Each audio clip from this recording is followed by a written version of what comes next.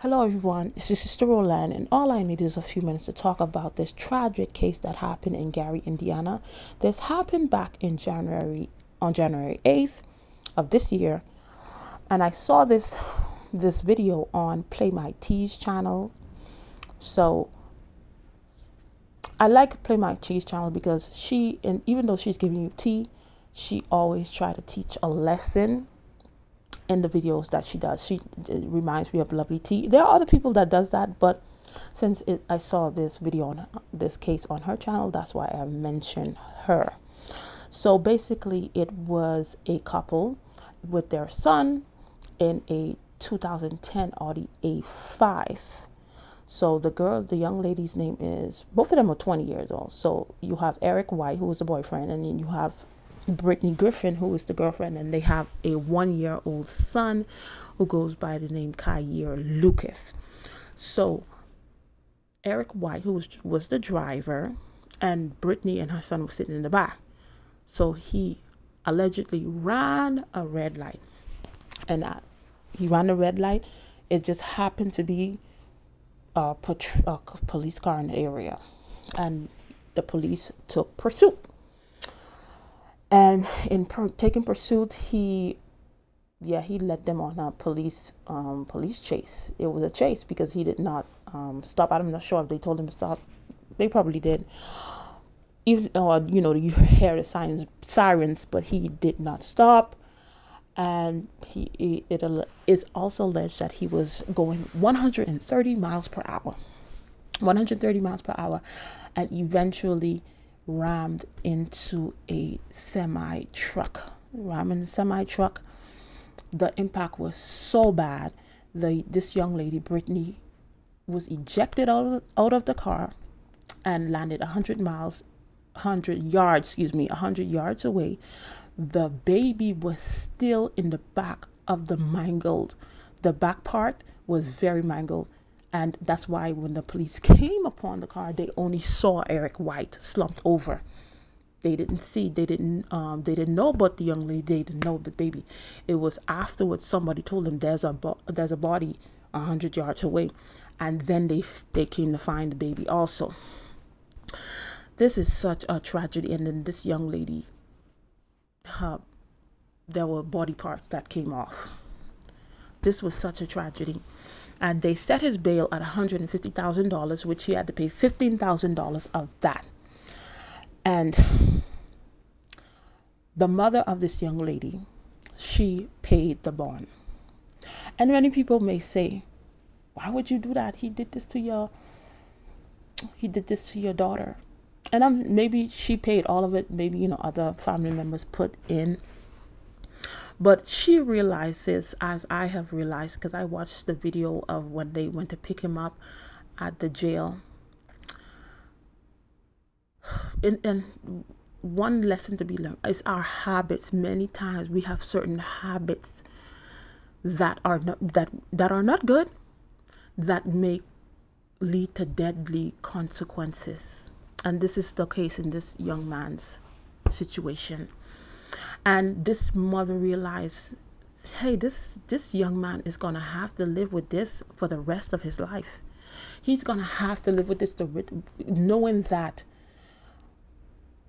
because of the actions that he chose that day, changed his life for the rest of his years. His life will never be the same.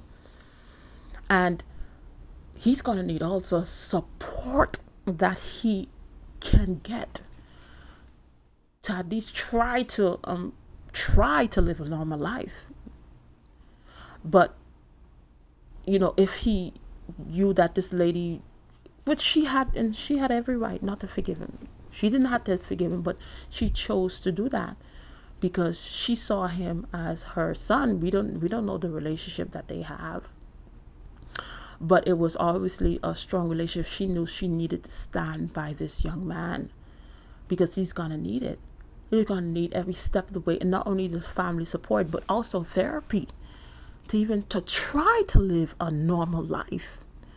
Because I know each and every day, even though, they forgive him, you have the family support, he gets therapy, that guilt will never go away because here and there you're gonna have little time that you say, man, that day I knew I wasn't supposed to go out. I knew I wasn't supposed to go this way. I knew something tell me no.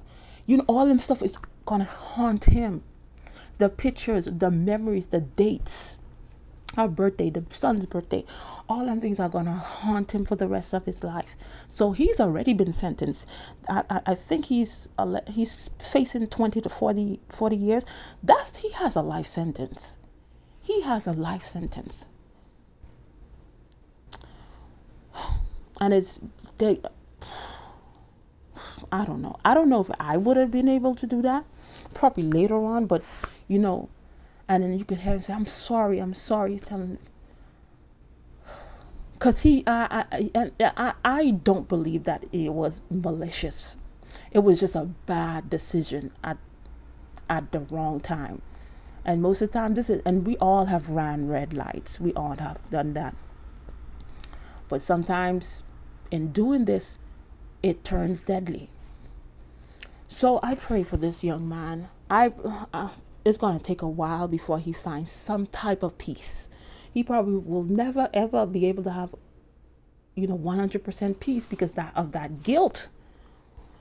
But with this family seems that they stand behind him 110%, and I applaud them, because not many people will be able to do that.